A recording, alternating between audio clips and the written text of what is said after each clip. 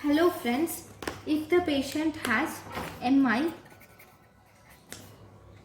mitral stenosis plus atrial fibrillation, if the patient develops atrial fibrillation in a patient with mitral stenosis, then we can give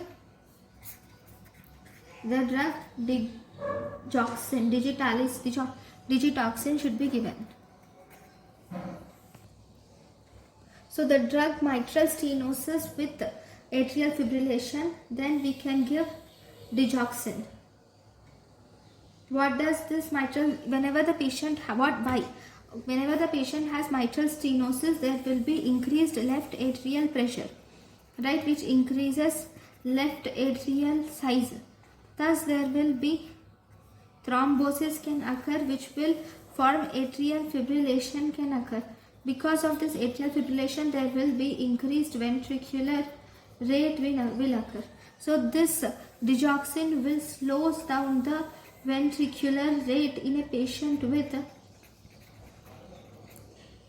mitral stenosis with atrial fibrillation. Okay.